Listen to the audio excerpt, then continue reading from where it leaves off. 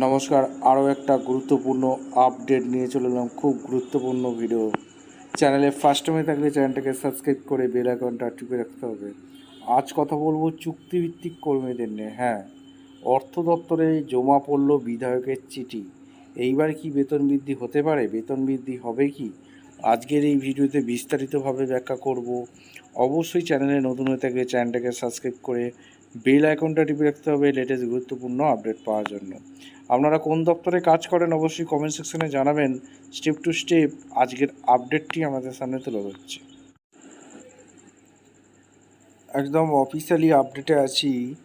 NHM কর্মীদের স্থায়ীকরণ ও সমকাজে সমবেতনের দাবিতে বিরাট পদক্ষেপ। অর্থ দপ্তরে জমা পড়ল বিধায়কের চিঠি। দীর্ঘ 20 বছরের বঞ্চনার অবসান চেয়ে রাজ্যের 26,000 স্বাস্থ্যকর্মীর জন্য 6 দফা মেগা দাবি। রাজ্যের ন্যাশনাল হেলথ মিশন বা এনএইচএম ন্যাশনাল হেলথ অধীনে কর্মরত চুক্তিভিত্তিক কর্মীদের জন্য এবার এক অত্যন্ত বড় এবং আশাব্যঞ্জক খবর সামনে এলো।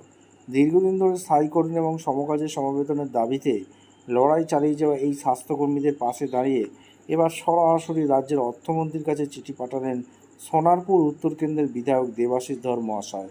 সোশ্যাল মিডিয়ায় ভাইরাল হওয়া 13 জুলাই 2026 তারিখে ওই চিঠিতে যা 17 জুলাই অর্থ দপ্তরে গৃহীত হয়েছে, তিনি স্পষ্টভাবে উল্লেখ করেছেন যে বিগত প্রায় 20 বছর ধরে রাজ্যের প্রায় 26,000 এনএইচএম কর্মী কোনো নির্দিষ্ট বেতন কাঠামো, চাকরি, নিরাপত্তা, চিকিৎসা বা অবসরকালীন সুবিধা ছাড়াই জনস্বাস্থ্যের মতো গুরুত্বপূর্ণ ক্ষেত্রে দিনরাত এক করে কাজ করে চলেছেন।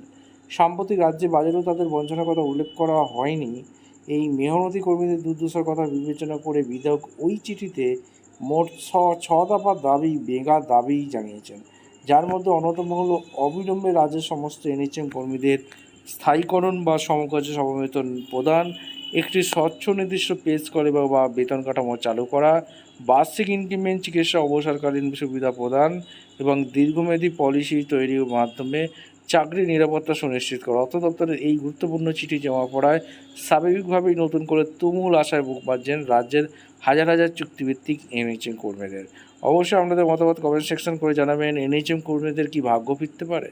বেতন বৃদ্ধি কি হতে পারে? কমেন্ট সেকশনে জানাবেন। দেখা হচ্ছে কোনো পরবর্তী ভিডিও। ধন্যবাদ।